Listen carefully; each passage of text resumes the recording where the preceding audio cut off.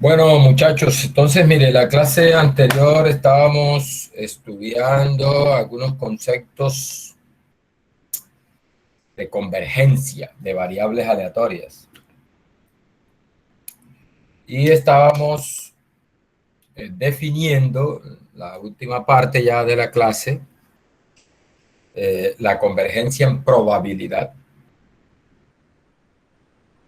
Cuando usted vea este símbolo, así, eso debe leerse: la sucesión de variables aleatorias x, n converge en probabilidad a la variable aleatoria x. ¿Qué significa eso? Bueno, la definición dice que eso significa que cuando n tiende a infinito, se verifica esto: la probabilidad de que xn, ojo, este es un miembro cualquiera de la sucesión, el enésimo término de la sucesión, menos x, ojo, que esto está en valor absoluto, menor que epsilon, donde epsilon es un valor mayor que 0, esa probabilidad es 1. ¿Sí? Esa probabilidad es 1 cuando n tiende a infinito. Bueno, varias cosas de esta definición. Muy importante que tengamos en cuenta esto porque la vamos a estar usando este concepto más adelante. Mire, cuando tú tienes el valor absoluto de la diferencia de dos valores, eso se interpreta como la distancia entre esos valores. Cuando tú tienes el valor absoluto de B menos A o de A menos B, eso en valor absoluto, eso no es más que la distancia que separa a A de B en la recta numérica. Entonces, acá lo que estamos diciendo es que la distancia que separa a la sucesión de la variable aleatoria x es menor que epsilon con probabilidad 1. Eso, otra forma de decirlo es seguro, porque recuerde que un evento que tiene probabilidad 1 es un evento que tiene probabilidad 1, se le llama el evento seguro. Es decir, es seguro que podemos acercar la sucesión a la variable aleatoria una distancia menor que un epsilon que te dan, ¿sí?, cuando el n tiende a infinito. Eso es lo que es convergencia en probabilidad. Tiene unas implicaciones que ya vamos a estar mirando.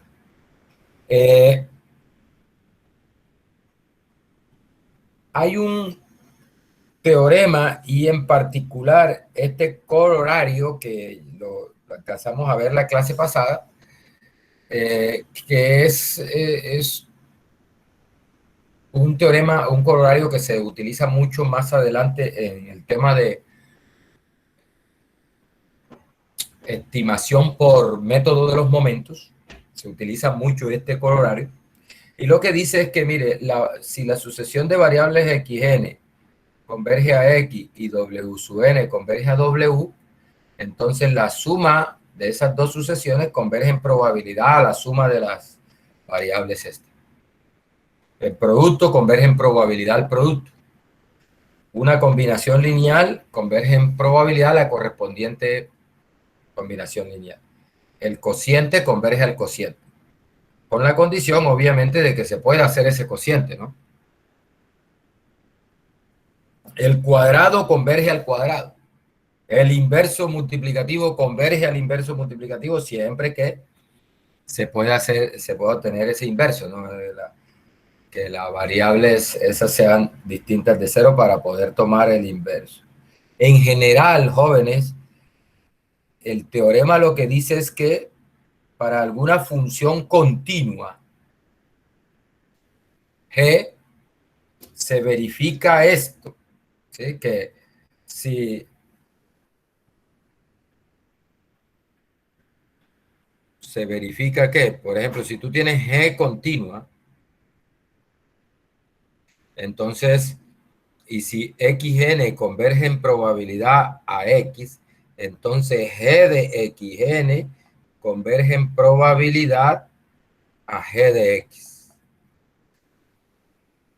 Esto es como una versión sencilla de lo que dice acá.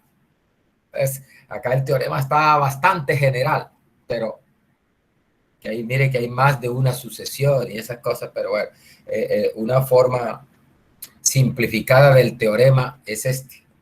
Entonces, por ejemplo, yo les decía aquí en particular, si XN converge en probabilidad a X, entonces la raíz de XN converge en probabilidad a la raíz de X, porque XN, la raíz es una función continua.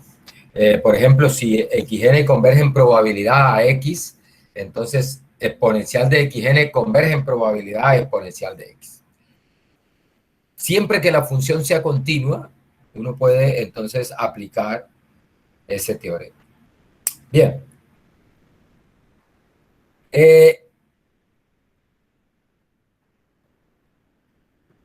Hay otro tipo de convergencia que es este que mencionan aquí, que se llama convergencia en momento de orden R.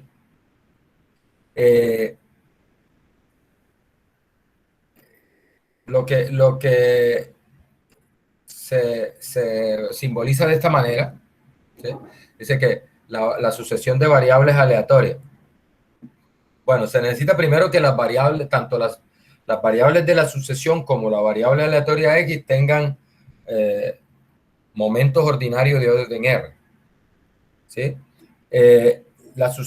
Se afirma que la sucesión de variables aleatorias converge en momentos de orden R a la variable aleatoria X, lo cual se simboliza así.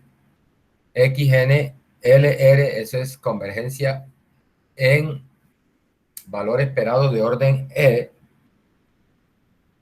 Si que, mire, si el límite cuando n tiende a infinito del valor esperado, nuevamente aquí hay un valor absoluto, está elevado a la R, es cero.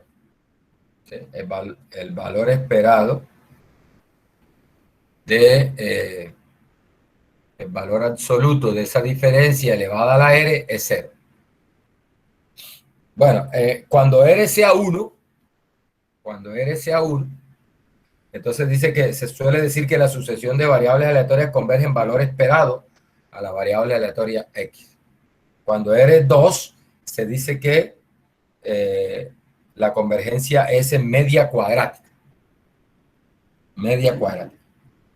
Bueno, ese se usa, esa convergencia en media cuadrática. Nosotros vamos a definir lo que se llama el error cuadrático medio, que es una medida de concentración. Entonces, interesan aquellas variables que, por ejemplo, las estadísticas cuyo error cuadrático medio tiende a cero. En otras palabras, es un tipo de convergencia en media cuadrática. Bien, por ahí les mandé con Lina un archivo, un enlace a kaggle.com, donde hay un ejemplo de convergencia en probabilidad y con una simulación para entender un poquito eso y bueno, hacer otro ejemplo y entender el concepto, porque es muy importante ese concepto, porque vamos a estarlo utilizando. Déjenme lo consigo por aquí.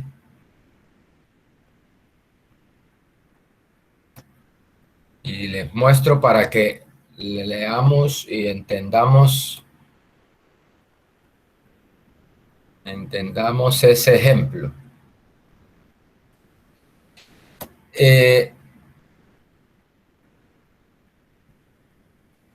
Le comparto acá la pantalla.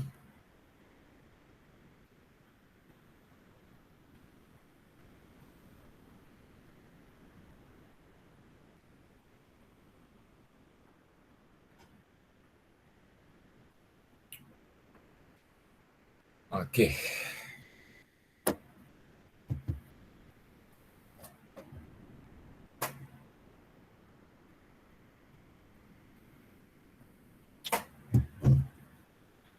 Bien, mire, este es un ejemplo adicional. Este no está en el libro guía, en el texto guía, o sea, en el libro del profe, del profe Mayorga no está. Y quise traerlo para que, repito, para que se entienda el concepto de convergencia en probabilidad. Mire, dice que suponga que xn es una sucesión de variables aleatorias con distribución uniforme en 0, 1. La distribución uniforme que conocemos en 0, 1. Dice, y considere tomar el máximo de una muestra de tamaño n, como sigue. Es decir, X, mire que está entre paréntesis. Esta notación entre paréntesis del n indica orden y se usa para simbolizar el máximo de una muestra. Por ejemplo, el libro del profesor Mayorga usa n, n sin el paréntesis. Bueno, cuando vea ese n, n, se refiere al máximo. En este caso, estamos simbolizándolo de esa forma. X entre paréntesis n. Bien.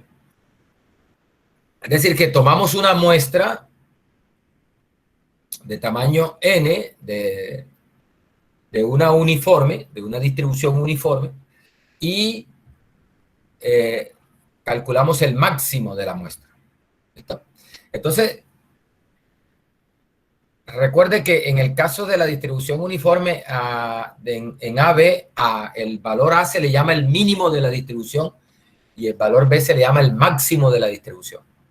Entonces dice acá que intuitivamente, o sea, la intuición nos indica que como el máximo de la población, ojo, la población es una uniforme, como el máximo de la población es 1, uno espera que el máximo de la muestra converja a 1, ¿no?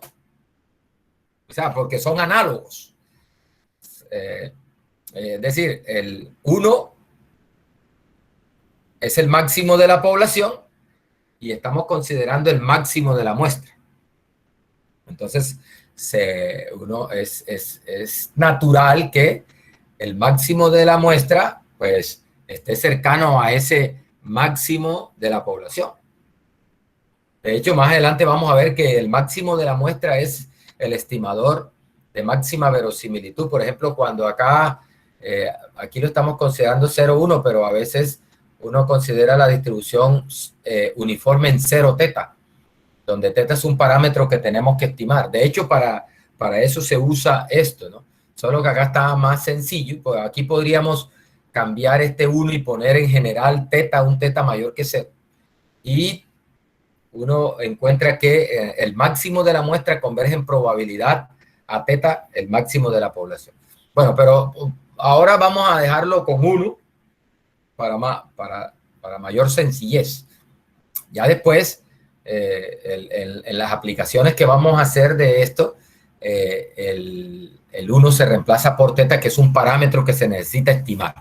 Listo. Entonces, lo que vamos a hacer es mostrar que efectivamente el máximo de la muestra de tamaño n, recuerde que aquí el n va variando, ¿no? Que es el tamaño de la muestra y ese es el índice de la sucesión.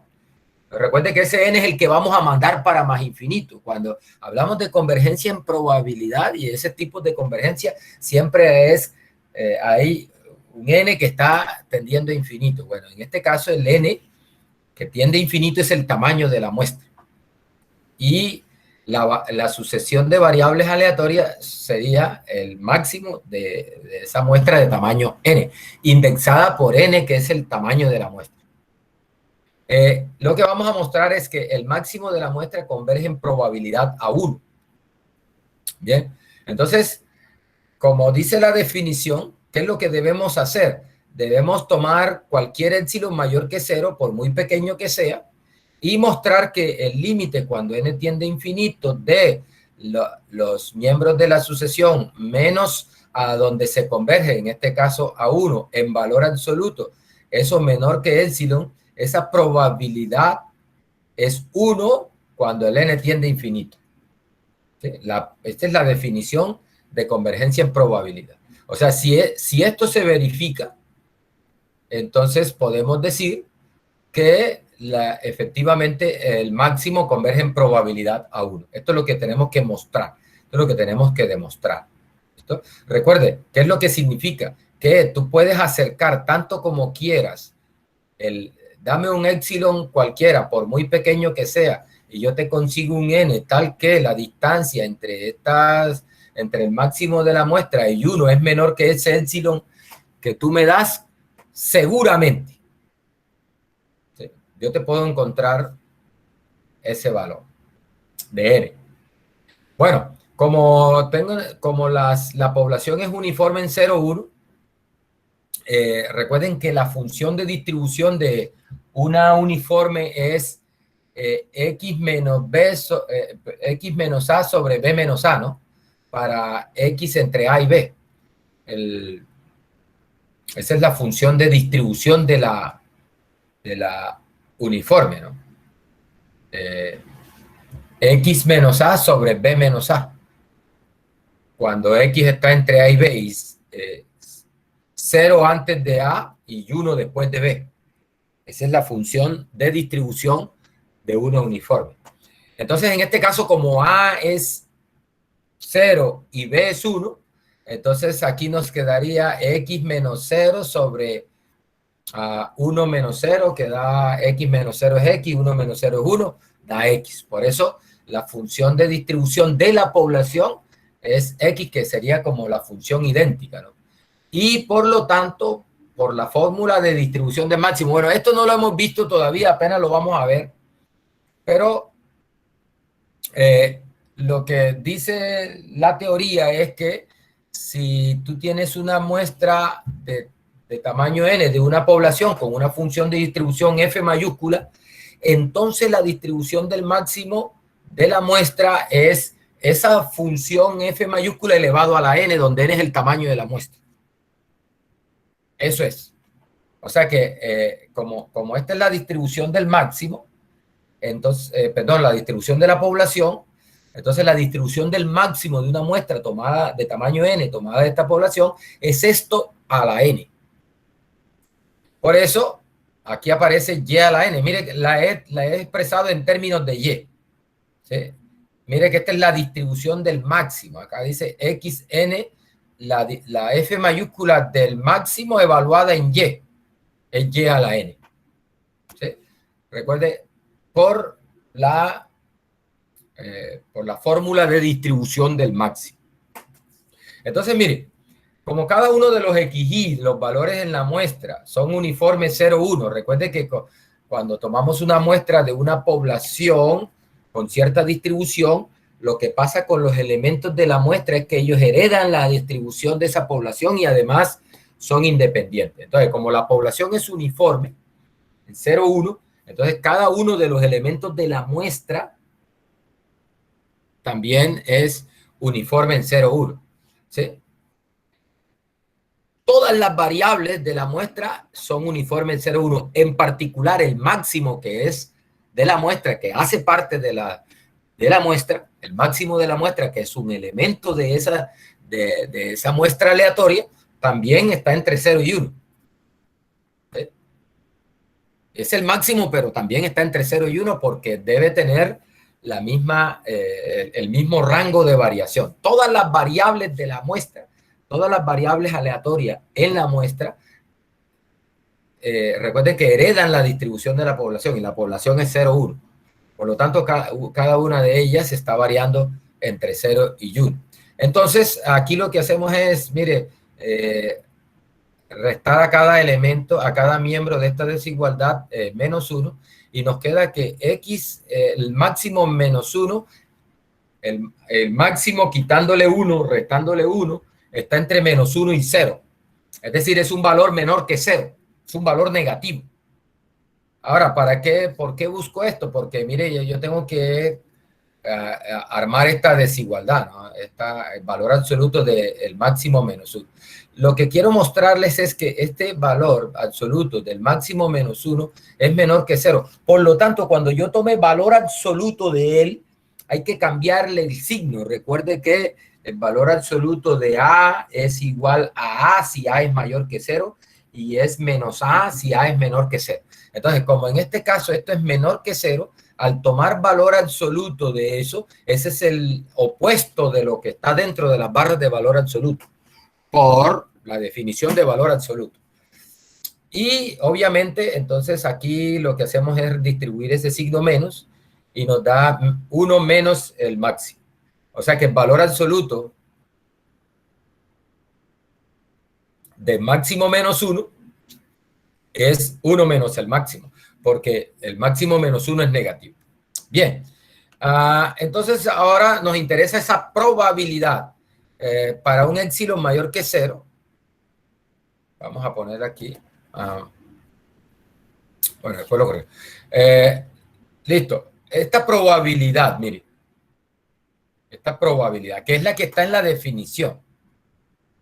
Mire que la definición dice la probabilidad de que el valor absoluto de xn menos 1 sea menor que épsilon. Listo. Esa probabilidad, ¿a qué es igual? Entonces, la probabilidad de que x menos 1 sea menor que épsilon es igual, como el valor absoluto de x menos 1 es 1 menos xn, entonces simplemente cambio el valor absoluto por su igual, que es esto. Esto es menor que épsilon. Y aquí paso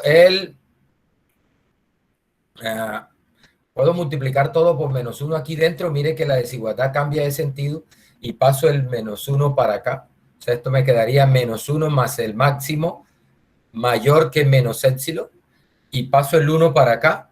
Y aquí nos queda que el máximo es mayor que 1 menos épsilon.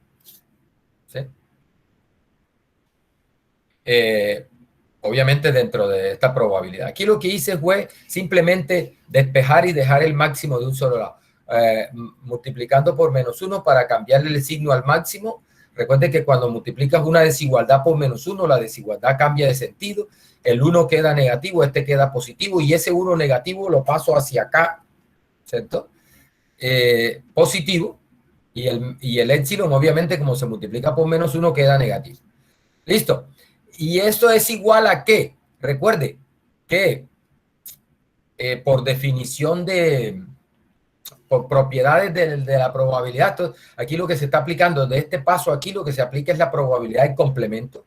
La probabilidad recuerde, probabilidad de A es 1 menos la probabilidad del complemento de A. Entonces, como acá tengo probabilidad de que X es mayor que 1 menos épsilon, eso es igual a 1 menos la probabilidad del complemento de esto, que es X menor o igual que 1 menos épsilon. ¿Listo? Esa es la probabilidad de que el máximo sea 1 menos la probabilidad de que el máximo sea menor o igual que 1 menos épsilon. ¿Listo? Ojo, ¿qué se aplica aquí en este paso? Probabilidad del complemento. Listo. Ahora, ya como tenemos, mire que esto que está acá es la función de distribución. Recuerde que esto es lo que precisamente da la función de distribución. O sea, cuando tú tengas la probabilidad de que X sea menor o igual que un X minúscula, eso es igual a la función de distribución de X evaluada en ese X minúscula. Entonces, como la función de distribución del máximo que es esta, entonces simplemente eso es lo que se aplica acá. Aquí primero aplicamos la función la definición de función de distribución. O sea, esto sería 1 menos la distribución del máximo evaluada en 1 menos épsilon, es decir, en esto de acá. ¿Ves? Ahora, como el máximo tiene esta distribución, es simplemente tomar 1 menos épsilon y elevarlo a la n. Sería 1 menos el 1 menos epsilon elevado a la n. Bien. Ahora, recuerde que ese epsilon es un valor que es mayor que 0, pero es un valor pequeño, ¿no? Es lo que las aplicaciones que para las cuales uno usa esto, ese epsilon es un valor pequeño. Es decir, yo quiero llevar a que la sucesión de variables aleatorias esté lo más cerca posible a la otra variable aleatoria, ¿sí? Con una probabilidad alta. O sea, ese epsilon es un valor pequeño. Por lo tanto, no pierde ninguna generalidad tomando ese epsilon entre 0 y 1, es un valor pequeño, más cercano a 0 que 1, porque de hecho vamos a tomar ese epsilon, es el error de estimación en las aplicaciones que vamos a dar de esto. Vamos a tomar un epsilon entre 0 y 1. Entonces, en ese caso, aquí lo que hacemos es restar menos 1 a cada lado. Bueno, primero se multiplica por menos 1 y después se resta 1 a cada lado, se suma 1 a cada lado de la desigualdad, de tal manera que conseguimos mostrar que si epsilon está entre 0 y 1, entonces 1 menos epsilon también está entre 0 y 1. Sí, es natural, ¿no? Es decir, si tú a uno le quitas un valor mayor que 0, pero menor que él, obviamente ese valor ese va a quedar entre 0 y 1. Bueno, y eso implica que cuando tú eleves este 1 menos epsilon a la n y mandes ese n para infinito, resulta que esto se va para 0. Es decir, cuando tú tomas un valor entre 0 y 1 y lo elevas a un valor n, ¿sí? Entre más grande sea ese n, esa cantidad va tendiendo a 0. Yo tengo por aquí, espérense un momentico y les muestro, voy a compartirles y les comparto otra ventana para que usted vea. Porque lo que pasa es que el código en que tengo ese notebook es Python y entonces ayer empecé a mostrarles, traté de hacer un gráfico para mostrar eso gráficamente, para que se convenza de que eso es así. Y resulta que lo hice en R y después fue que me di cuenta que el notebook estaba en Python y bueno, ya después me dio pereza de pasarlo a Python. Le voy a compartir acá la pantalla, voy a interrumpir aquí y voy a compartirle otra pantalla.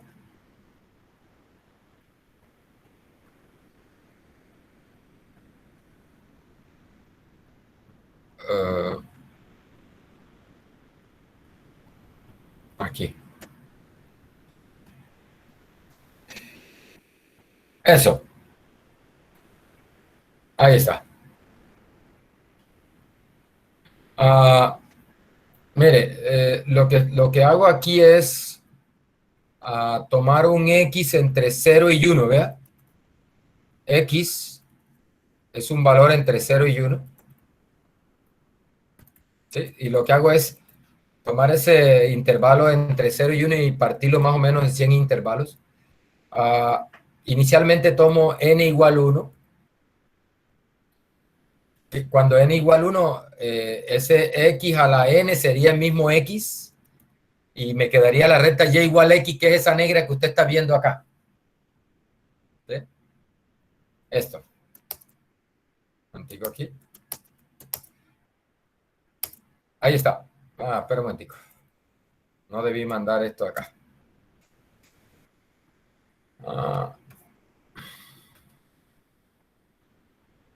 Vamos a limpiar esto. Ahora sí. Esa es la recta y igual x. Y igual x.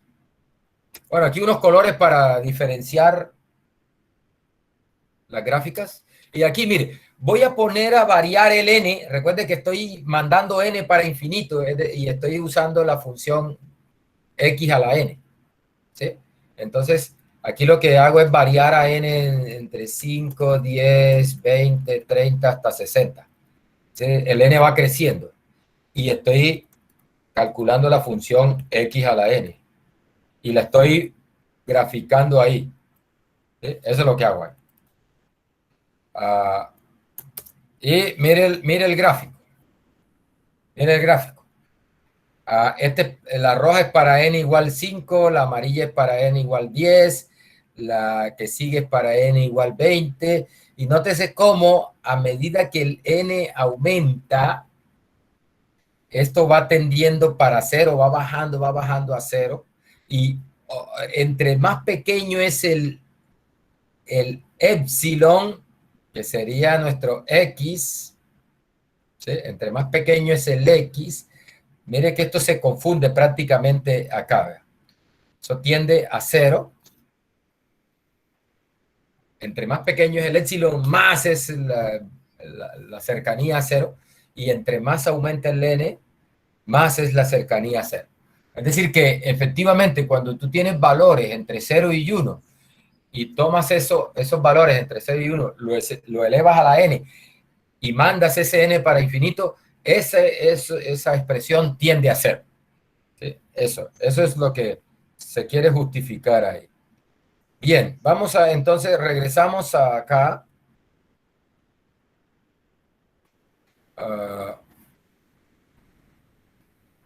Bien, entonces una vez convencido de que esto es cierto, de que ese 1 menos epsilon elevado a la n tiende a cero cuando n tiende a infinito, entonces ahí sí ya podemos tomar el límite, ¿no? Recuerde que esta probabilidad es precisamente esta cantidad, 1 menos epsilon a la n, pero esto que está acá, cuando n tiende a infinito, eso tiende a cero y por lo tanto nos queda 1, ¿no?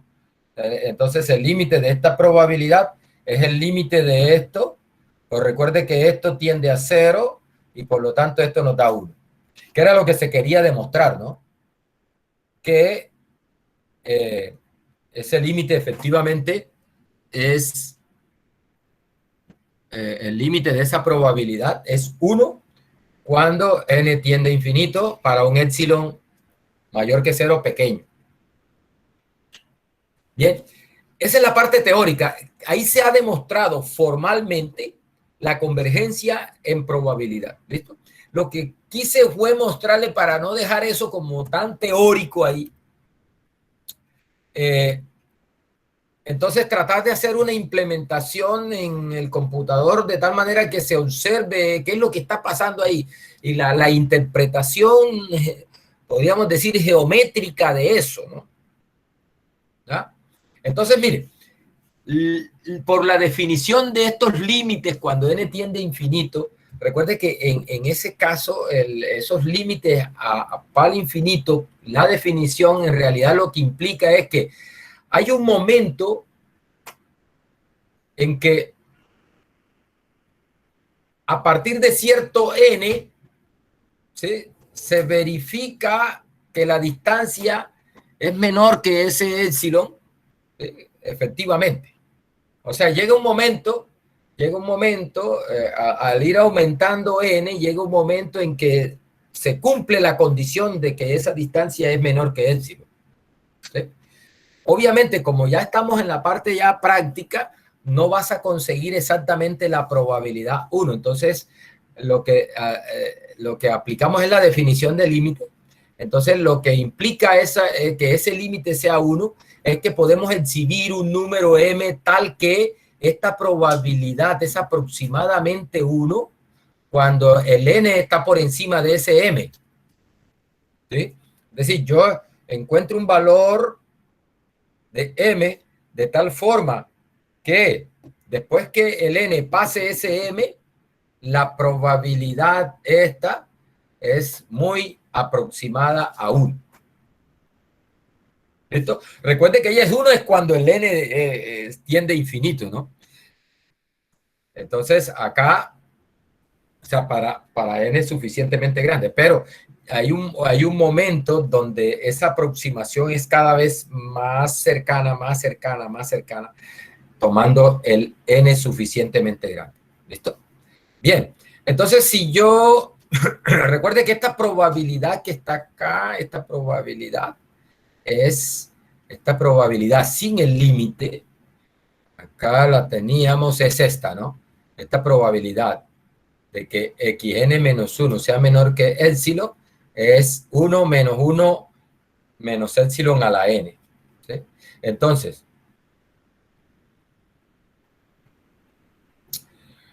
dice, lo anterior equivale a encontrar un m tal que esta, que es la probabilidad, sea igual a 1 menos delta con delta un valor pequeño. ¿Sí? Dice, donde delta es un número positivo cercano a cero. O sea, este es delta. Mire que no es 1 por efecto de este delta. Entonces, tomamos ese delta pequeño, ¿sí? Y esa probabilidad se iría aproximando a 1. Entonces, mire, es decir, dado un épsilon mayor que 0, encontraremos un m tal que la distancia que separa al máximo de 1 sea menor que épsilon con una probabilidad igual a 1 menos delta. O sea, con una probabilidad cercana a 1. Bien. Eso es lo que vamos a tratar de mirar. Bueno, el código, usted no tiene, los que no han visto Python, no tienen ni idea de Python. Lo que pasa es que esto lo hice el semestre pasado en un curso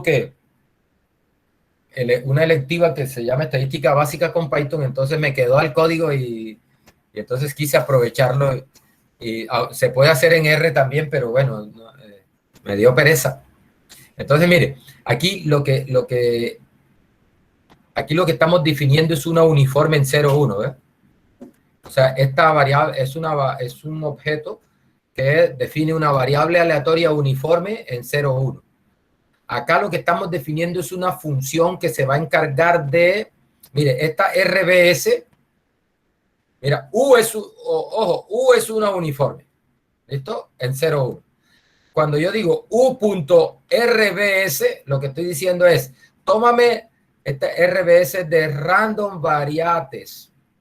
O sea, tómame muestras aleatorias de esta uniforme y de tamaño I. Y adicionalmente, tómame el máximo. Mejor dicho, esta es una función, esta xn, en realidad es una función que primero toma una muestra aleatoria de una uniforme en 0,1 y enseguida toma el máximo y lo que nos regresa es el máximo de esa muestra, de tamaño, en este caso, I. ¿Sí? Mire aquí está xn en 5. Yo lo que le estoy diciendo aquí, esta orden es, tómame una muestra aleatoria de tamaño 5 de una uniforme en 0,1 y calcúlame el máximo. Eso es lo que hace esa función. Vamos a ejecutar esto. Bueno, tengo que editar para poder ejecutar.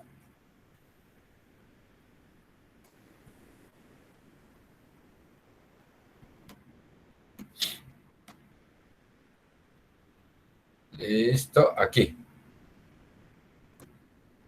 Aquí. Ahí corrió.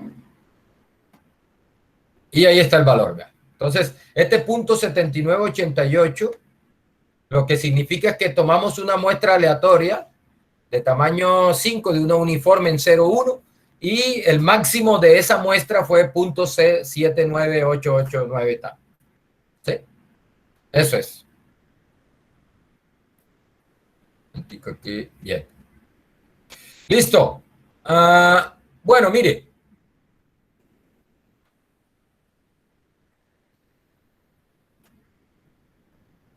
Mire lo que dice acá. A continuación se calcula la proporción de veces que el máximo de 1000 muestras, voy a tomar n igual 60, está por encima de .95. ¿Sí? Es decir, ojo, si el máximo está por encima de 0.95, eso significa que el máximo menos 1 debe estar por debajo de 0.05. Es esto que está acá.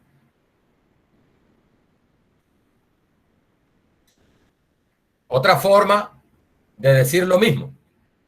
Ojo, voy a coger 1000 muestras de tamaño, en este caso yo elegí 60, 1000 muestras de tamaño 60 y voy a ver de esas 1000 muestras en cuántas oportunidades el máximo me queda por encima de 0.95. En otras palabras, en cuántas oportunidades la distancia entre el máximo y 1 está por debajo de 0.05.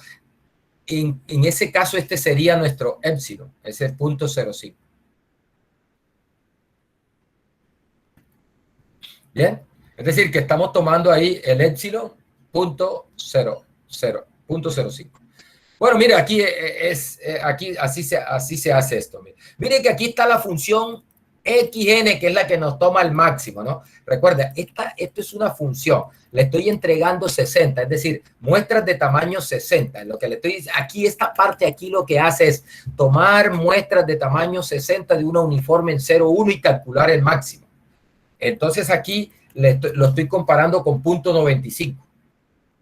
Es decir, me va a comparar el máximo con 0.95 y lo va a hacer para J en 1000 veces, entre 0 y 999. O sea, lo va a hacer 1000 veces. Lo vamos a hacer 1000 veces. Y luego, aquí se genera una lista de esa, eso en realidad aquí lo que está generando, como esto es una comparación, lo que está generando es un lógico, ¿no? True o false, o sea, verdadero o falso. Entonces los true los toma como 1, los falsos los toma como 0. Entonces cuando tú haces la media de esos ceros y unos, en realidad lo que obtienes es la proporción de valores que están por encima de 0.95. Y ahí le estoy calculando la media, ¿eh? O sea, la media de todos esos ceros y unos, que vendría siendo una proporción. Ejecuto eso y me da 0.95. ¿Sí? 0.95. Es decir, el 95% de las veces el máximo de la muestra está por encima de 0.95. El 95% de las veces, aquí lo que hice, recuerde, tomar 1000 muestras de tamaño 60 y calcular el máximo y calcular de esas 1000 muestras en cuántas oportunidades el máximo de la muestra me salió por encima de 0.95. O en otras palabras, la diferencia entre máximo y 1 estaba por debajo de 0.05. La respuesta es que eso ocurrió el 95% de las veces. ¿Listo?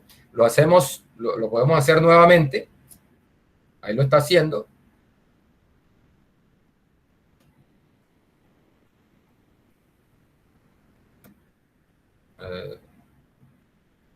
Se demora un poquito.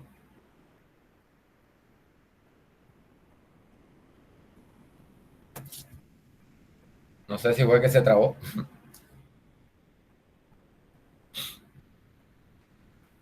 Bien. Ahora vamos a ir mientras ahí piensa, ahí, es que siempre es exigente porque es hacer eso 1000 veces, ¿no? Tomar muestra de tamaño 60 y calcular eso. Bueno, entonces mire, continuamos aquí, vamos a ver si fue que esto se trabó, ok, y después miramos. Si tomamos epsilon, vamos a hacerlo ahora de una manera teórica, ¿sí? Porque yo acá tomé el n arbitrario, el 60. Bueno, ¿y cómo se te ocurre ese 60? Bueno, la idea es que veamos qué pasa con el n, a ver si lo podemos obtener de una manera teórica. Si tomamos epsilon 0.05, busquemos un n tal que la probabilidad de esta sea menor, de que esta probabilidad de que la diferencia entre el máximo y 1 sea menor que epsilon, sea mayor o igual que 0.99, por ejemplo. Ojo que allá lo hice con punto 95. Ahora estamos haciéndolo con punto 99. Incluso este podría ser cualquier valor, ¿no? Una probabilidad alta porque ese delta es un valor pequeño. Entonces, mire que por la forma de esta, recuerda que esta probabilidad es 1 menos 1 menos paréntesis, 1 menos epsilon a la n. ¿Sí? No tengo donde rayar ahora. De ahí lo que hacemos es despejar el n. Despejar el n. Y nos queda que ese valor de n es logaritmo natural del delta. Recuerden, el delta es lo que hace falta para que la probabilidad sea 1 sobre el logaritmo natural de 0.95. Recuerde, 0.95 es ese 1 menos epsilon. Este delta está asociado a la probabilidad y este 0.95 sale de el epsilon, porque el epsilon es 0.05 y es 1 menos el epsilon. Recuerde que es 1 menos epsilon a la n. 1 menos paréntesis, 1 menos epsilon a la n. ¿Sí? Yo quiero que esa probabilidad sea delta. O sea, perdón, sea 1 menos delta. Entonces de ahí despejo el n. Para despejar el n toca tomar logaritmo natural para bajar el n. ¿Cierto? Para bajar el n. Bueno, de ahí sale esta expresión. Tomando logaritmo natural. Y ahí obtenemos, ya acá lo hizo, pero no imprimió nada.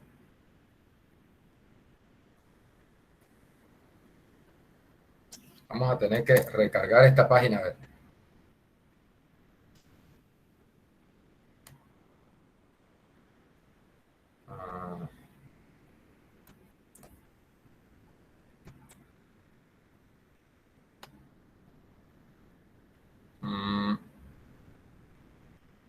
Vamos a ver.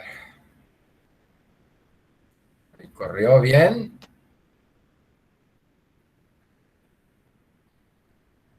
Punto 945, bien. Ahora rato dio punto 95.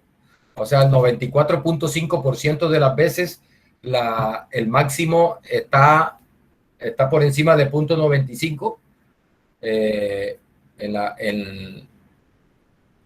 la proporción de veces que el máximo está por encima de punto 95 es punto 945. Bien, mire, es decir que aquí tenemos dado el delta y el epsilon, uno puede obtener cuánto sería el valor de n.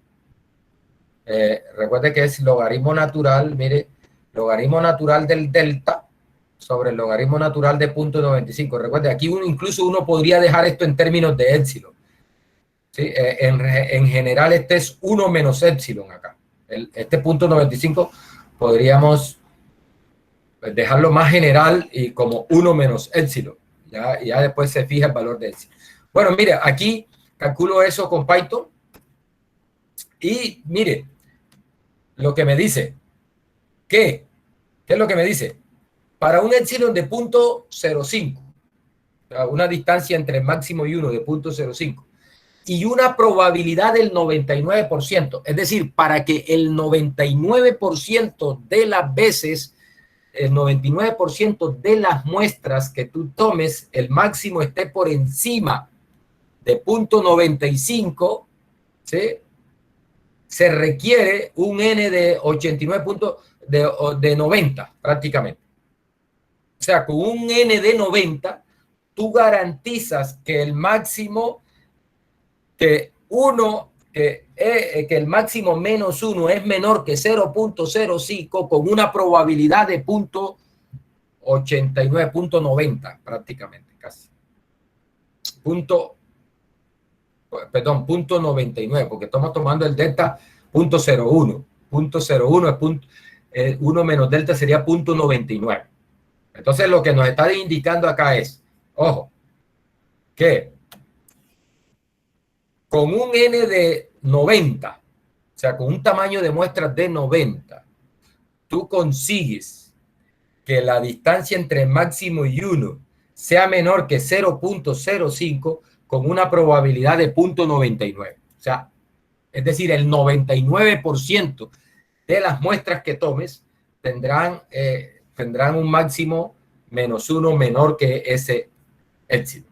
Eso es lo que nos está indicando. Nótese que aquí en realidad aquí estamos calculando un tamaño de muestra. Es decir, ¿cuál debe ser el tamaño de la muestra que debo tomar para conseguir que el máximo de la muestra -1 sea menor que ese épsilon con una probabilidad de tanto? Entonces me dice, debes tomar una muestra de tamaño 90. Aquí, es decir, a partir de N90 se consigue que la distancia del máximo de la muestra a 1 sea menor que 0.05 con una probabilidad del 99%. ¿Bien? Y acá por último, bueno, aquí lo compruebo. Nuevamente lo que hago es que mando a tomar 1000 muestras de tamaño, en este caso ya no 60, sino 90. Y lo que, según dice la teoría ya, yo debería, en esta simulación, debería obtener una proporción por encima del 99%. ¿Sí? Eso es lo que indica ahí la teoría. Esto, mire que aquí nos dio 0.989, que es casi 0.99. Vamos a hacerlo otra vez. 9.88. 0.988 es casi 0.99. 0.989. Efectivamente se está verificando eso, ¿no? Se está verificando. Por último, lo que hago aquí es un...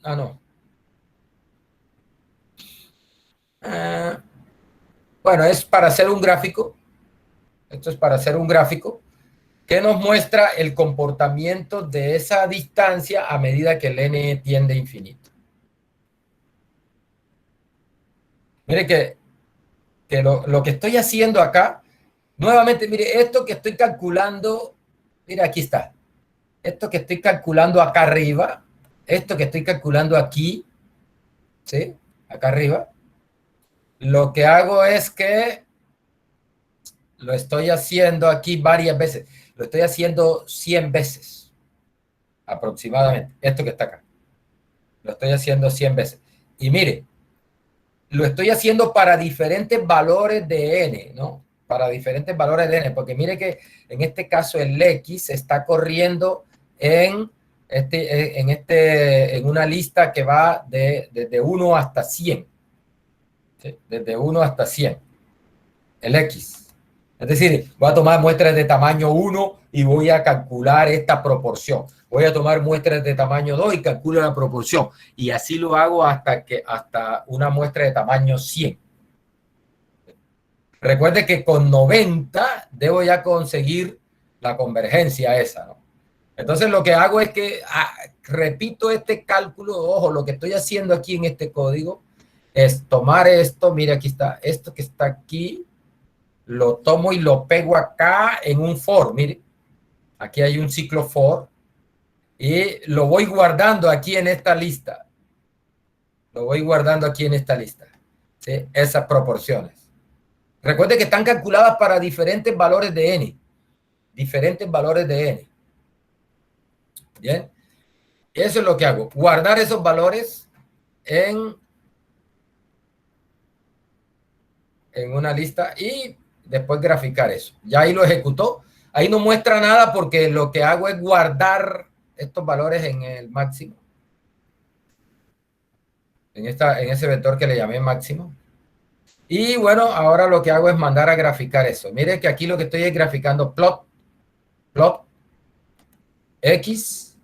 Bueno, yo le llamo, ese es un mal nombre porque en realidad ahí no tengo el máximo. Recuerde, lo que tengo acá es la proporción de veces que el máximo supera a la proporción de veces que el máximo menos 1 está por debajo de 0.05. Otra forma de decirlo, la proporción de veces que el máximo está por encima de 0.95. ¿Sí?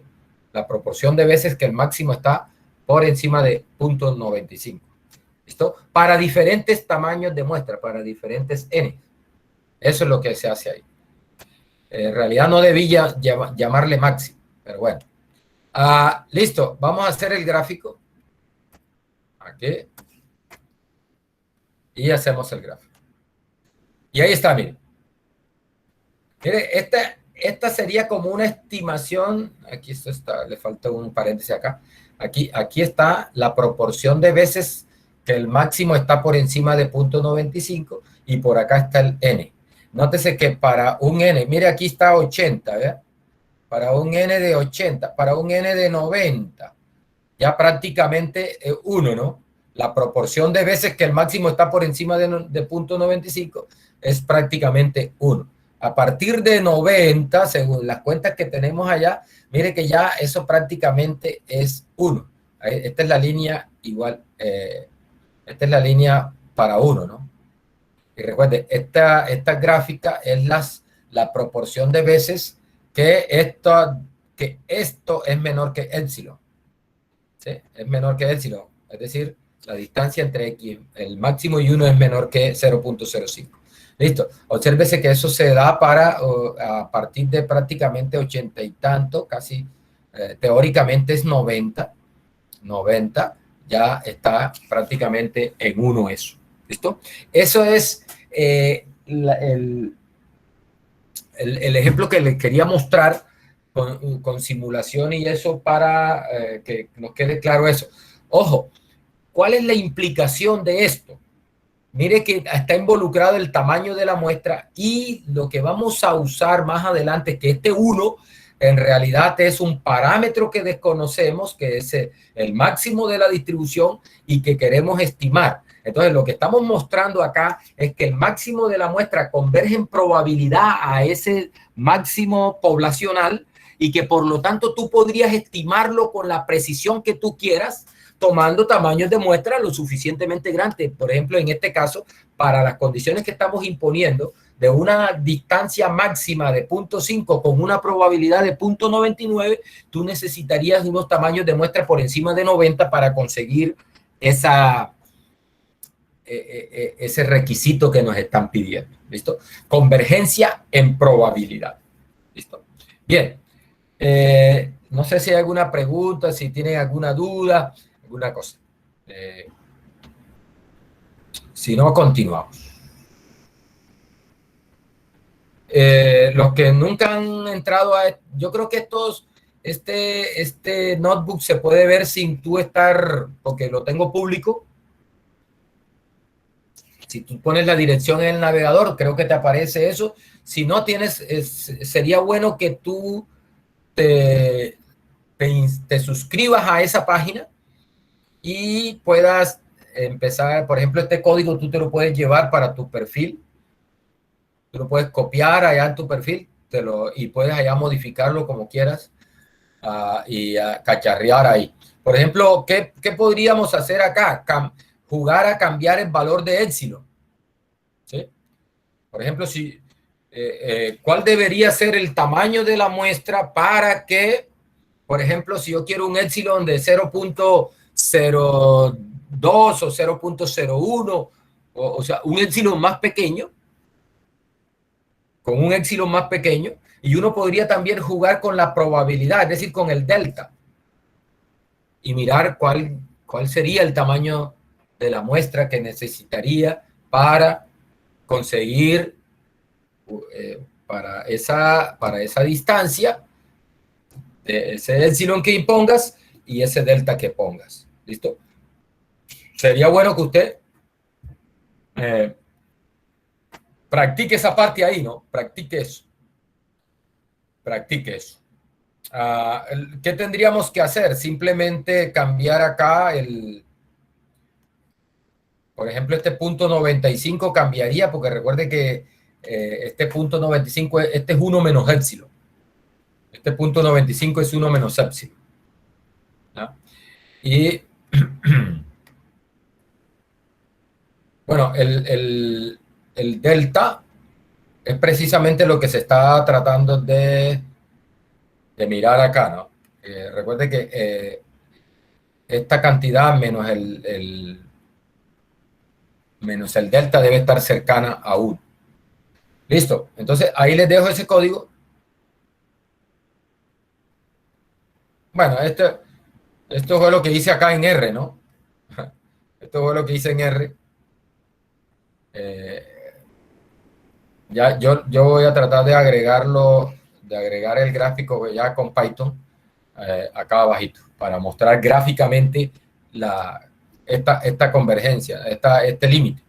Que este 1 menos epsilon tiende a 0 cuando n tiende a infinito. Ojo, con epsilon un valor menor que 1, ¿no? Menor que 1. Bien. Continuamos entonces con la parte teórica. No sé si hay alguna pregunta, alguna cosa. Bien.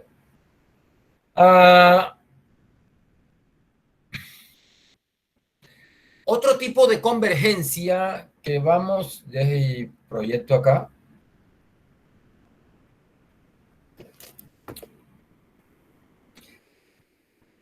La convergencia la convergencia casi segura y la convergencia en error cuadrático medio, en valor esperado, casi no la utilizamos, pero la convergencia en probabilidad y la convergencia en distribución sí que la utilizamos.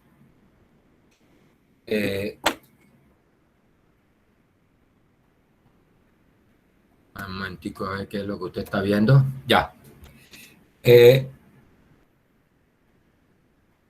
Mire, otro tipo de convergencia. Hemos visto convergencia casi segura, convergencia en probabilidad, convergencia en error, en media cuadrática, convergencia en momento de orden R, ¿no?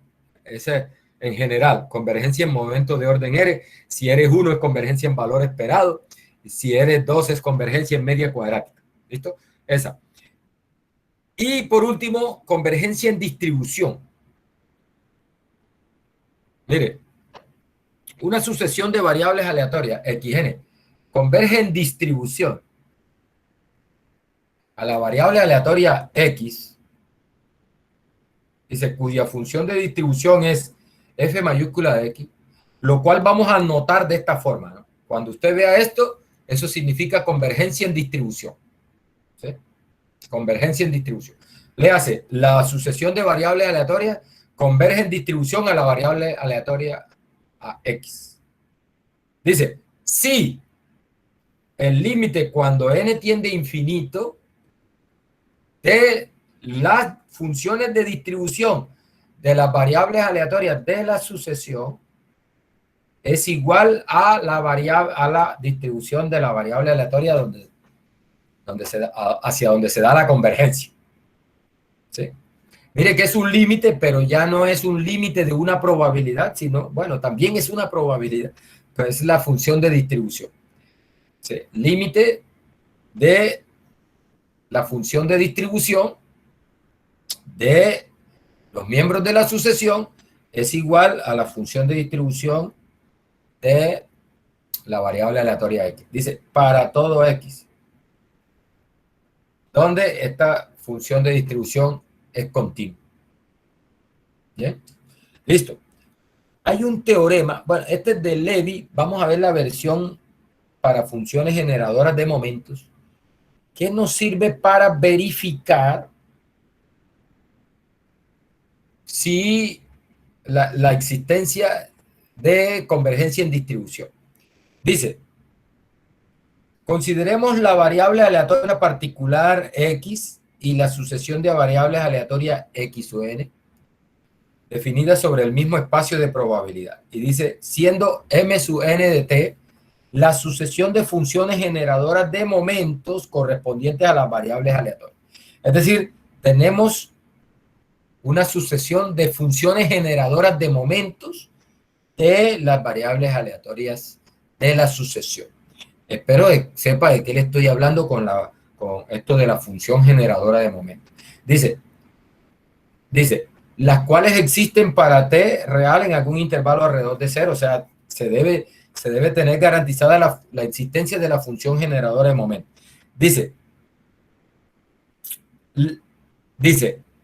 la sucesión de variables aleatorias converge en distribución a la variable aleatoria X sí y solo sí el límite cuando n tiende a infinito de las funciones generadoras de momentos de la sucesión de funciones aleatorias de momento, funciones generadoras de momento.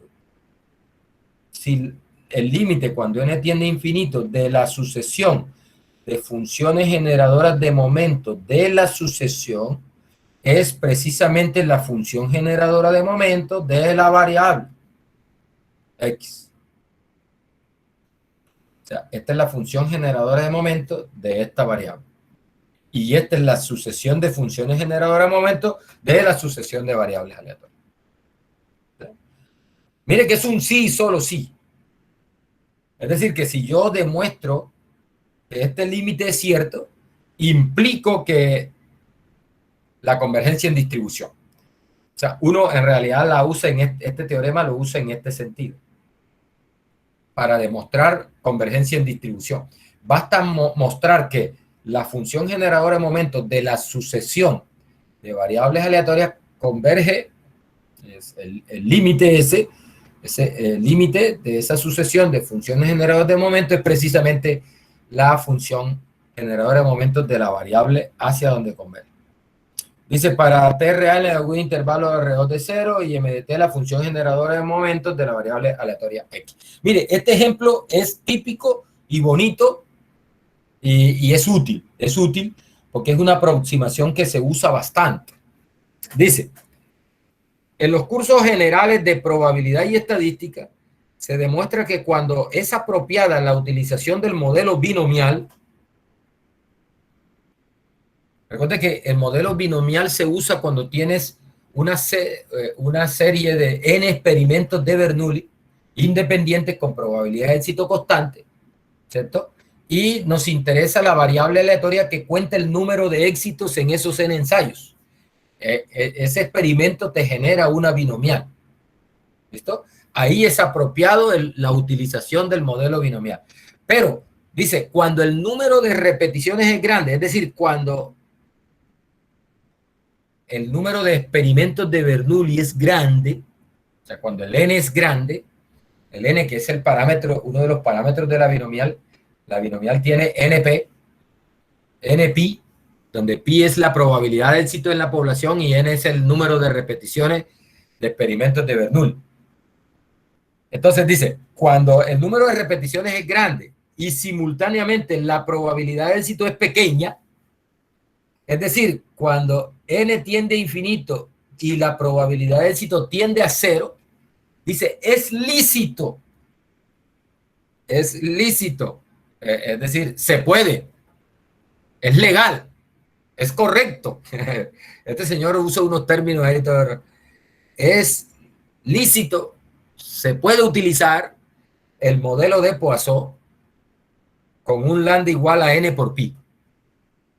En otras palabras, a uno le dicen, cuando se cumplen estas condiciones, que el n es grande y la proporción de éxitos es pequeña en la población, el pi es pequeño, entonces esa variable aleatoria, que es una binomial, se puede aproximar su distribución con una Poisson. Eso es lo que nos dice ese teorema. Vamos a mostrar que eso efectivamente es así. Ahí hay una convergencia en distribución. La binomial converge a la Poisson bajo ciertas condiciones. ¿Listo? La idea es que el n es grande y el pi el n tiende a infinito y el pi tiende a 0. Lo que vamos a asumir acá es que el n va creciendo, pero el pi va disminuyendo, y lo que asumimos es que eso es de tal forma que el n por pi, que es el lambda, que es el lambda para la distribución de Poisson, se mantiene equilibrado, se mantiene constante. Mire que tanto el n como el pi se mueve. El n se mueve para infinito, pero el pi se mueve para 0. Entonces uno podría pensar que como el n por pi se equilibre y se mantenga constante en un valor que es el que vamos a tomar como lambda, que sería el parámetro de la distribución de Poisson. Dice, la legitimidad de este proceder es respaldada por motivos de convergencia en distribución. Entonces aquí viene la parte formal de esto. Tratar de ver que eso es así. Dice, si x1, xn, punto suspensivo, representa una sucesión de variables aleatorias, tales que estas xn son binomiales de parámetros n y pi, ¿sí? O sea, tengo una sucesión de variables aleatorias binomiales de parámetros n y pi. Ojo, con una condición. Condicionado el producto n por pi a permanecer constante en el valor lambda. Lo que les decía. Como el n crece y el pi disminuye, entonces lo que asumimos es que ese producto se mantiene constante en un valor lambda. ¿Listo? Muchachos, la función generadora de momentos de una binomial es esta. 1 menos pi más pi por e a la t a la n. Mire, este pi es la probabilidad de éxito, este n es el número de ensayos de Bernoulli, el otro parámetro de la binomial, npi, ese es el n, ¿listo? Y este es el número de Euler, ¿no? Esa es la función generadora de momentos de una binomial. Muchachos, vamos a estar necesitando estas funciones generadoras de momentos. Consígase en algunos libros, viene un listado de las distribuciones más, las que uno más utiliza, las más comunes, la binomial, la Poisson, la normal, la exponencial. Entonces hay una tablita donde viene la distribución con su función generadora de momento, con su valor esperado, con su varianza.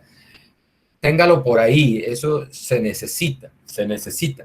Es imposible uno acordarse de todas esas funciones generadoras de momento, de todos esos valores esperados. Bueno, uno con la práctica se los va aprendiendo, pero hay algunas que uno no se las aprende, ¿no? Eso es prácticamente imposible.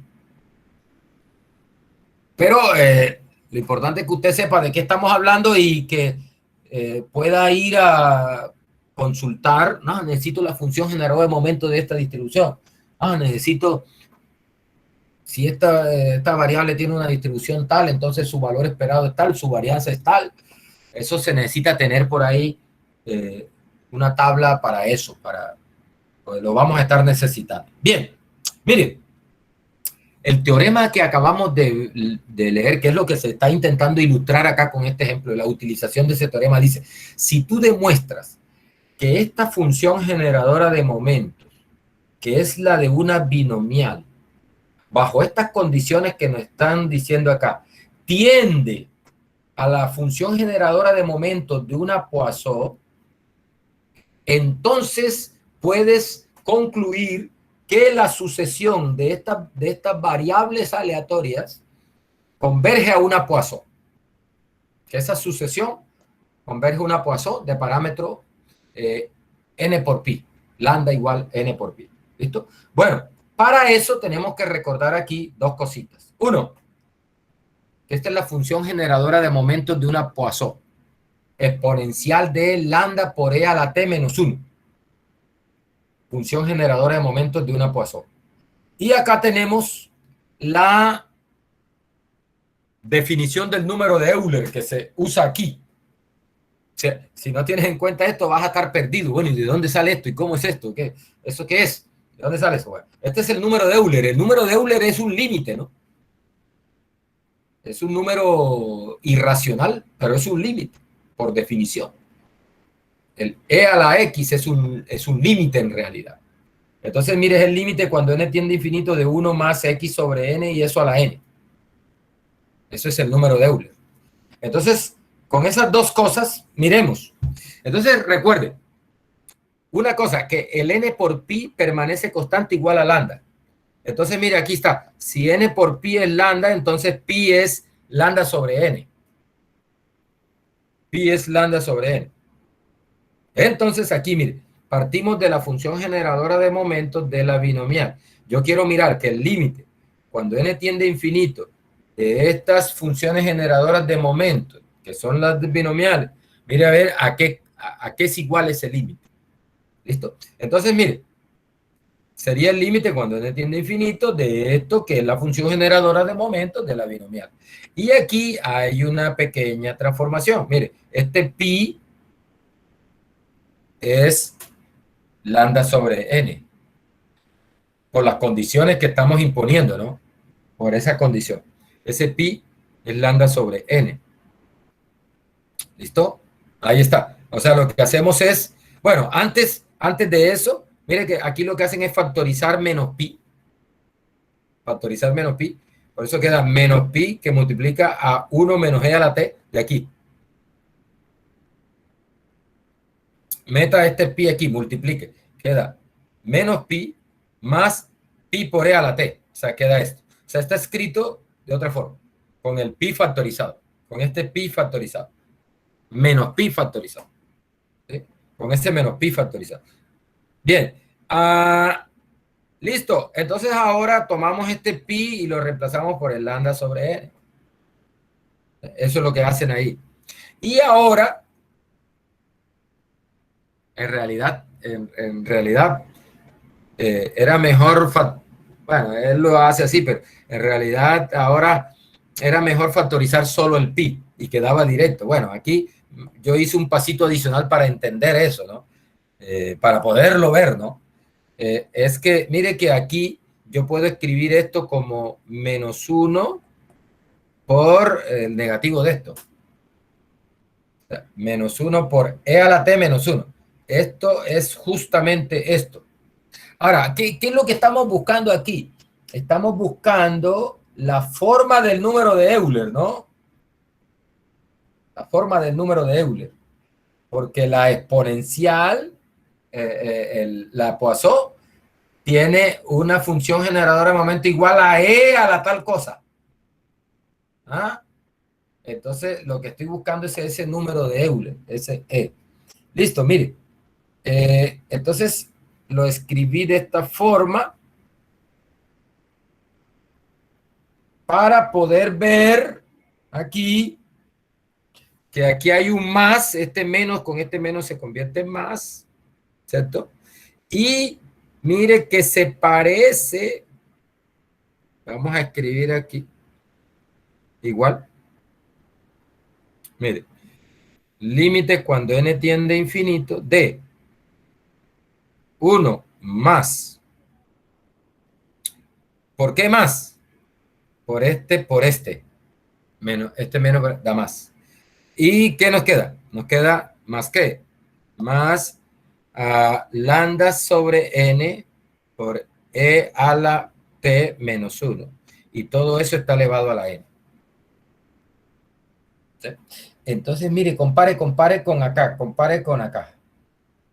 Mire, compare con la definición del número de Euler. Aquí está el 1, ahí está el 1. ¿Listo?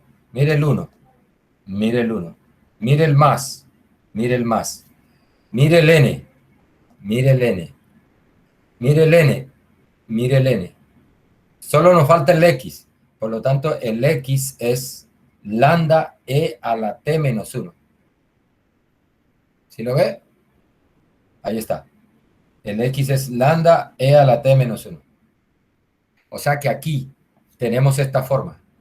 Con x igual a lambda e a la t menos 1. En otras palabras, ese límite que tenemos ahí es precisamente e a la x. Pero x es lambda e a la t menos 1. Y ahí está, mire. E a la t, e a la lambda, e elevado a la lambda que multiplica a e a la t menos 1, que es precisamente la función generadora de momentos de una Poisson.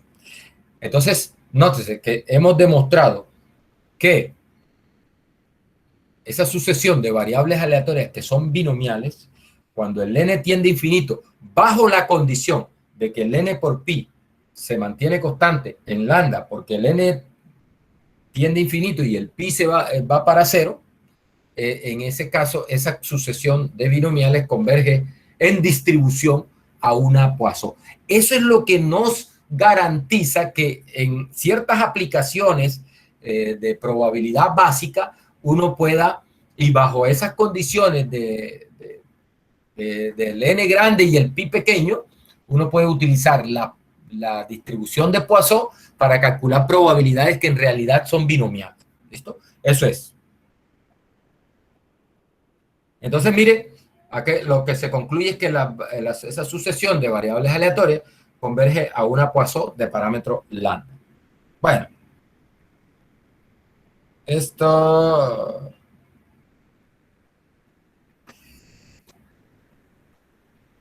Bueno, hay una relación entre ahí puede mirar eso ejemplo y eso que no es muy relevante, no vamos a estar utilizándolo, entonces no voy a hacer énfasis en eso. Mire, hay una relación hay unas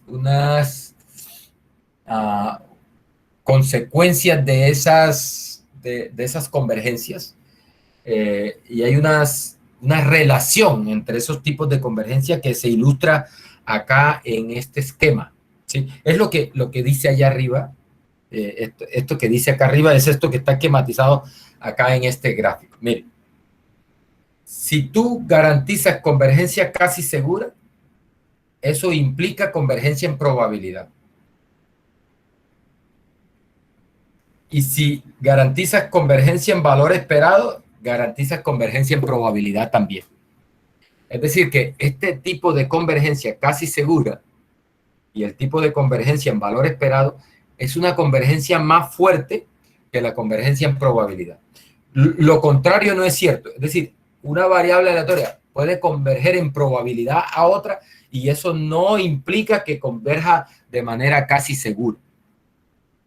Pero al contrario, sí. Si tú garantizas que la convergencia casi segura, eso te implica la convergencia en probabilidad.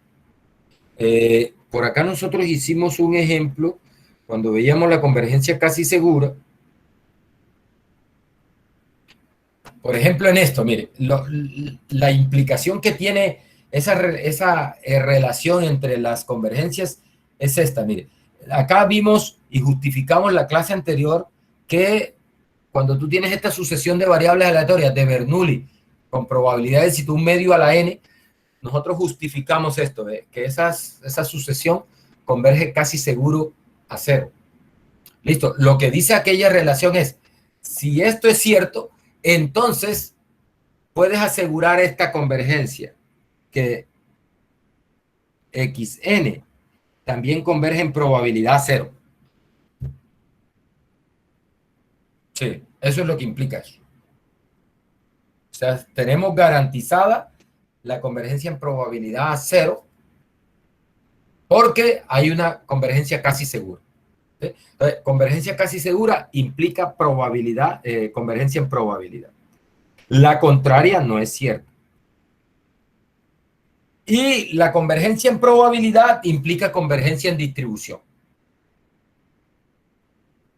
La convergencia en probabilidad implica convergencia en distribución.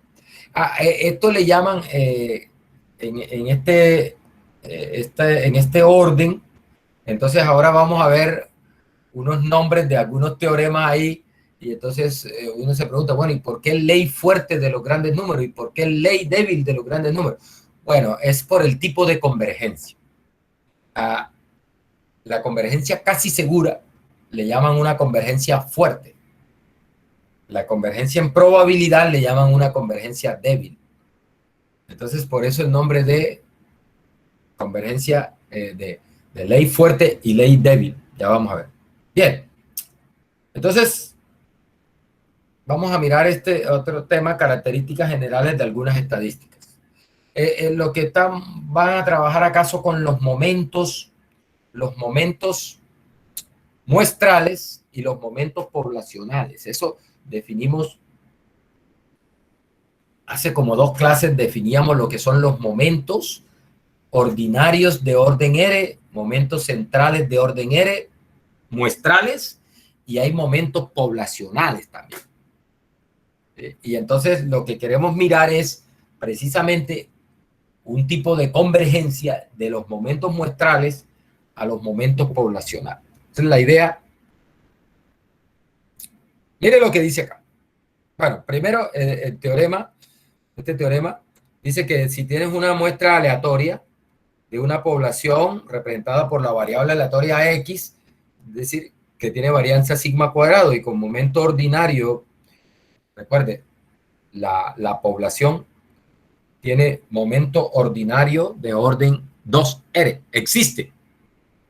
Sí, existe. Recuerde, esos momentos, los momentos ordinarios, es la integral desde menos infinito hasta infinito de, por ejemplo, un momento ordinario de orden 2R es X a la 2R por la función de X. Ese es el momento ordinario, poblacional. Eso es lo que le llaman mu prima 2R. Eso es. El momento central de orden R es que tú restas el primer momento ordinario, ¿no? O sea, haces esto, integral desde menos infinito hasta infinito, de X menos mu 1, o sea, momento ordinario de orden 1, que es el valor esperado. Eso se eleva a la, por ejemplo, a la R, y eso se multiplica por F sub X de X. Eso se llama momento central. Momento central de orden R, poblacional. Ojo, estos dos son poblacionales y son los que están simbolizando, están que los notan de esta forma, con el mu. Ojo, cuando veas la comilla es ordinario, cuando no veas comilla es central. ¿Listo? Cuando veas comilla es ordinario, cuando no veas comilla es central. Estos son los momentos poblacionales. ¿Listo? Y existen los momentos muestrales, tanto ordinario como central. Entonces, los momentos muestrales, por ejemplo, 1 sobre n por sumatoria de los xi a la r, ese se llama momento ordinario de orden R muestral. Y eso lo simbolizan con M sub R N pi. Perdón, pi no, prima. ¿Listo? Prima. Eso es. Ese se llama momento muestral ordinario de orden R. El N es para indicar que el tamaño de la muestra es N. ¿Listo? Bien. Y los momentos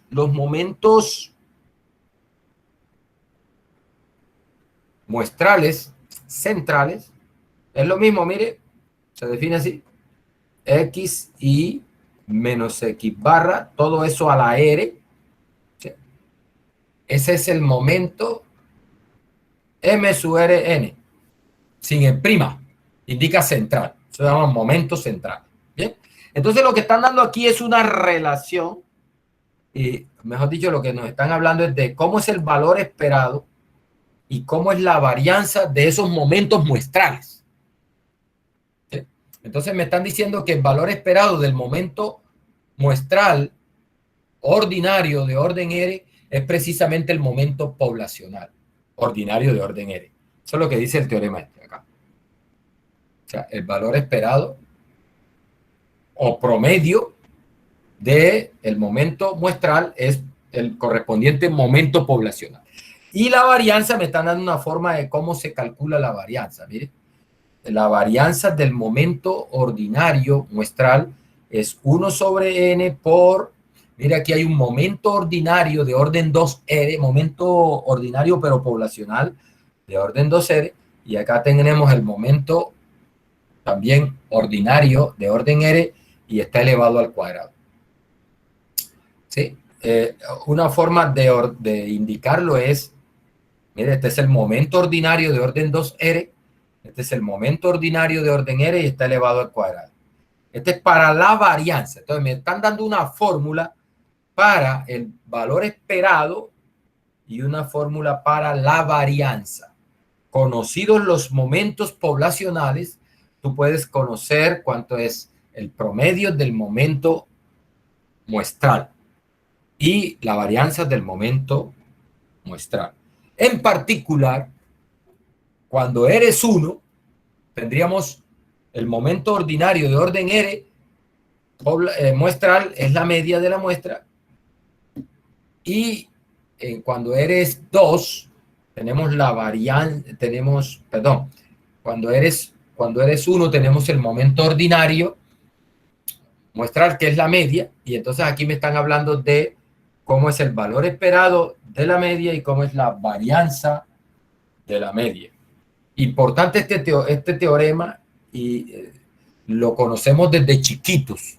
Los que vieron Fundamentos de Probabilidad y Estadística 1 y Fundamentos de Probabilidad y Estadística 2 conmigo, es énfasis en eso. El promedio de la media muestral y la varianza de la media muestral. El promedio de la media muestral es la misma media poblacional y la varianza de la media muestral es la varianza poblacional dividido por el tamaño de la muestra.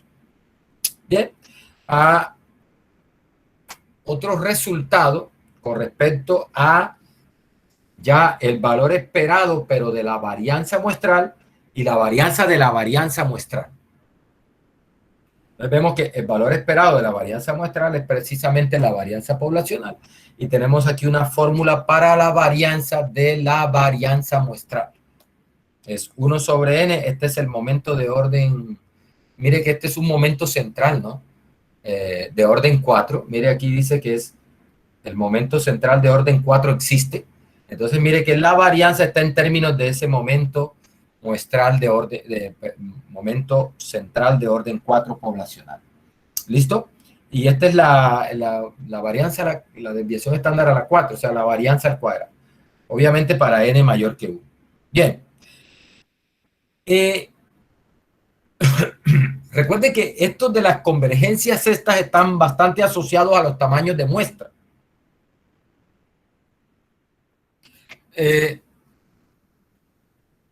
Entonces, una pregunta que es frecuente y muy importante es lo relacionado con los tamaños de muestra. Entonces, para eso tenemos unos teoremas que tienen que ver con convergencia en probabilidad, ¿sí? Convergencia en probabilidad, y que están asociados con los tamaños de muestra. Recuerden, por eso le hice énfasis en el ejercicio aquel, y prácticamente en ese ejercicio lo que tratamos es de ver, bueno, ¿cuál debe ser ese n para conseguir que se cumpla esta condición, ¿no? Lo mismo acá, mire, se llama ley débil de los grandes números. Como les decía hace un rato, ¿por qué débil? Por el tipo de convergencia. Porque es una convergencia en probabilidad. Y a esa convergencia en probabilidad le llaman convergencia débil. La convergencia más fuerte es la convergencia casi segura. ¿Sí? Es una convergencia fuerte. Esta le llaman convergencia débil. Por eso la ley se le llama ley débil de los grandes números. Ahora, ¿por qué de los grandes números? Porque el n tiende a infinito. ¿Sí? El n tiende a infinito. O sea, es una convergencia. Y recuerde que este concepto de convergencia está asociado con el tamaño, el n, que es el tamaño de la muestra, ¿no? Entonces, mire lo que dice. Si las variables aleatorias x1 x hasta xn constituyen una muestra aleatoria de una población con valor esperado mu y varianza sigma cuadrado, lo único que se necesita es que exista el valor esperado y la varianza. ¿Sí? Recuerde que ese valor esperado es una integral y a veces para algunas distribuciones ese integral no existe. Entonces, siempre que exista el valor esperado y la varianza, se garantiza. Ese teorema lo que me está diciendo es que estamos garantizando que la media de la muestra, mire que aquí la están escribiendo como la suma de las xn sobre n, pero recuerde que esto no es más que el x barra n, ¿no? Lo que está diciendo es x barra n converge en probabilidad a mu, donde mu es el valor esperado de la población. ¿Sí? Converge en probabilidad a mu. Muchachos, recuerde, ¿qué implica eso? Aquí, para lo que nosotros vamos a usar esto, la implicación. Tiene una implicación grande en cuanto al tamaño de muestra. ¿Sí? Porque lo que está diciendo eso, aquí lo tengo, mire. es que, recuerde la definición de convergencia en probabilidad. Lo que me estás diciendo es, mire, en valor absoluto, la distancia entre la media muestral y mu va a ser menor que un épsilon dado, fijado por mí, que es lo que nosotros le llamamos el error. ¿Sí?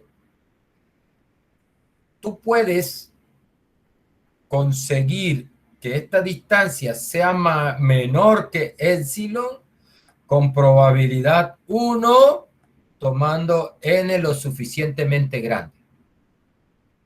En otras palabras, dame un error que le vamos a llamar error de estimación, porque este va a ser el estimador y este es el parámetro a estimar.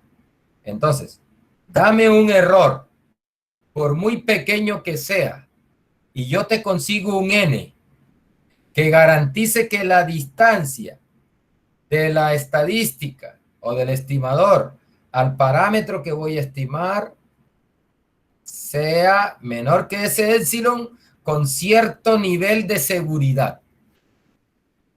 Con cierto nivel de seguridad, con cierta probabilidad. ¿Sí? Recuerda que en la práctica, pues esto, uno en realidad lo que fija es un delta y la probabilidad de que eso ocurra es bastante grande cuando el n supera cierto nivel, cierto valor. Eso es implicación importante en cuanto a la estimación de parámetros, ¿no? En este caso, con respecto a la media. Entonces, mire que acá hacen algo parecido a lo que yo hice allá en el notebook con esto. En realidad, lo que tú puedes garantizar es que para cierto nivel ya de n, tú te puedes conseguir cierto valor de n que garantice que la probabilidad, esto es esto mismo, esto que está aquí es esto mismo. Aquí lo que están aplicando es propiedad de valor absoluto. Menos épsilon, x menos mu está entre menos épsilon y épsilon. Esto es equivalente a esto aplicando propiedad de valor absoluto. Recuerden, valor absoluto de a menor que x es porque a está entre menos x y x. Eso es lo que están haciendo ahí. Entonces, mire, lo que está diciendo es, mira, yo te puedo conseguir un n de tal manera que esta probabilidad sea más grande que 1 menos delta con este delta pequeño. Y entonces aquí el autor nos dice, por allá en la demostración de este teorema se encuentra que precisamente ese n es sigma cuadrado sobre delta sobre e cuadrado. Fue algo parecido a lo que a la fórmula aquella que yo conseguí con, hombre, n es el logaritmo de esto sobre el logaritmo de esta cosa. Bueno, eso es lo que está haciendo el autor acá y eso lo trae de la demostración de este teorema que está más adelante. Lo que a nosotros nos interesa es que él dice, mire, esto se verifica cuando tú tomas un n que sea mayor que esta cantidad. ¿Qué es esta cantidad? Es la varianza poblacional, el delta, que es lo que hace falta para llegar a 1, y el error, el épsilon, que es el error de estimación.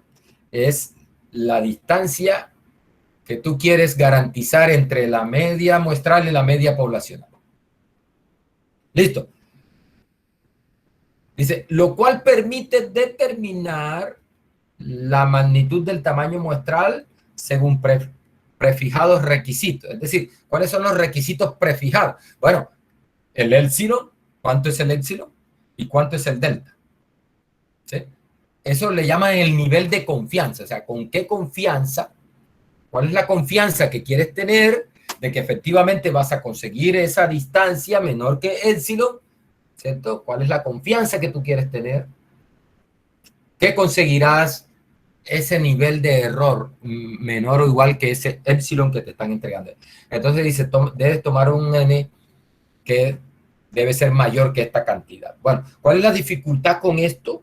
Que este sigma cuadrado que está acá es un parámetro también poblacional y que no se conoce por lo general. Entonces, lo que se hace es que para para evitar tener que colocar un valor ahí particular del sigma cuadrado, si yo no lo conozco, lo que se hace es que se expresa el error en términos de desviaciones estándar. No, yo quiero que el error de estimación sea menor que media desviación estándar.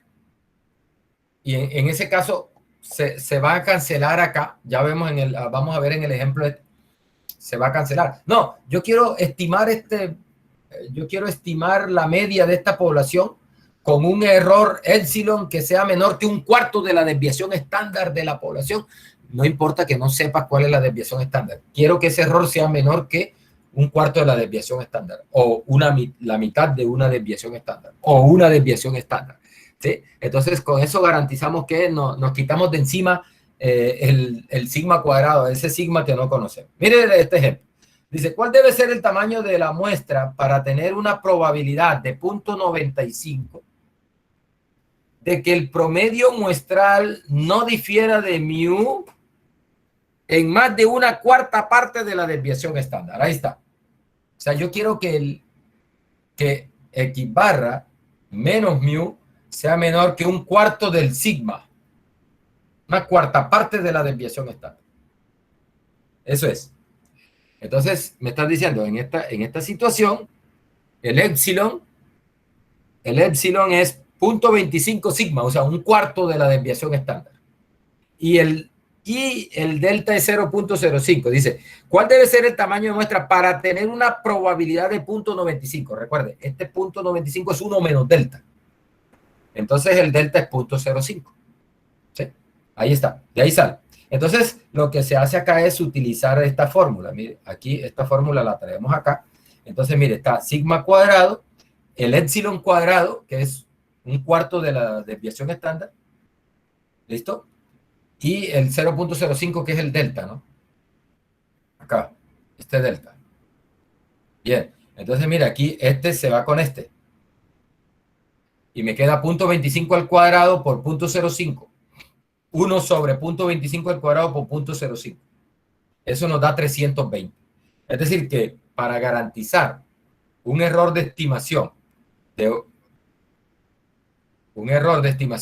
un cuarto de la desviación estándar con una probabilidad de 0.95, es decir, quiero estar 0.95% confiado de que no voy a superar esa distancia, debo tomar un tamaño de muestra de 320.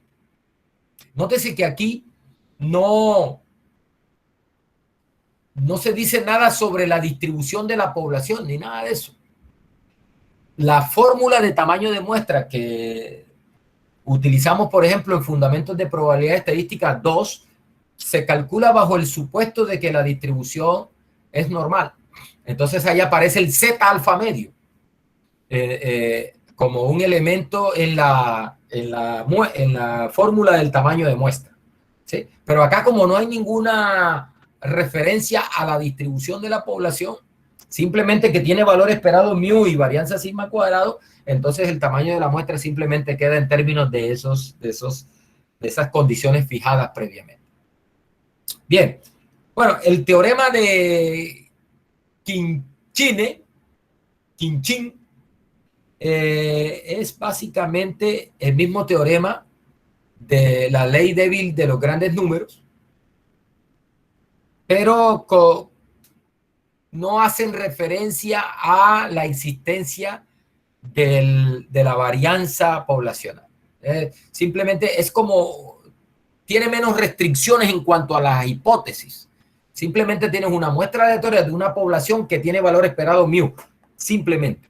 Mire que acá la ley de los grandes números dice que hay una población con valor esperado mu y varianza sigma cuadrado.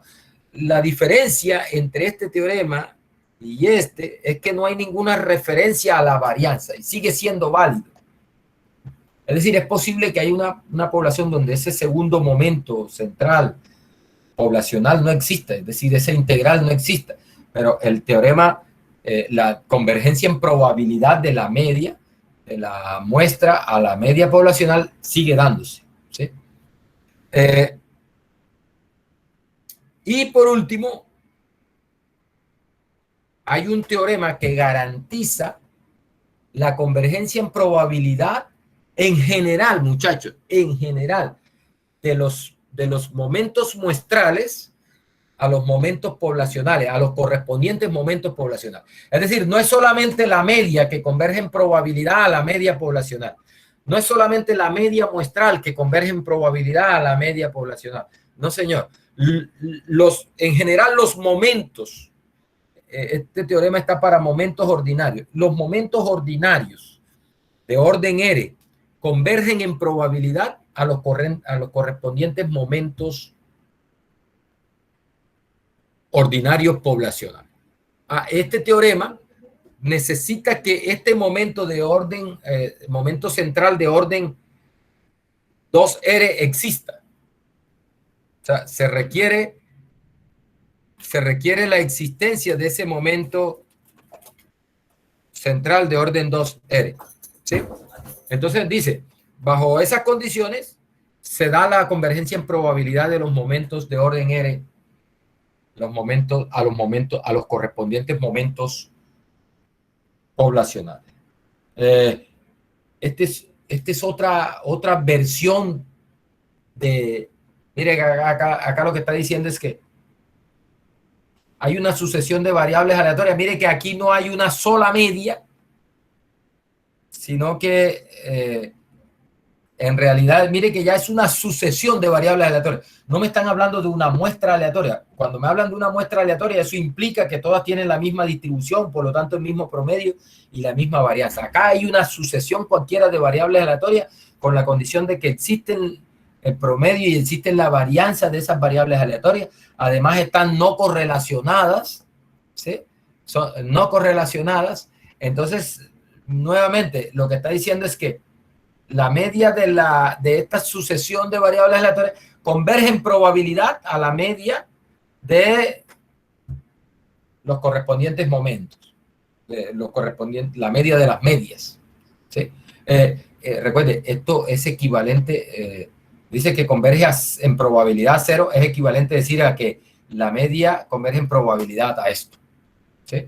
Mire que este mu n es el promedio de estos promedios. Bien.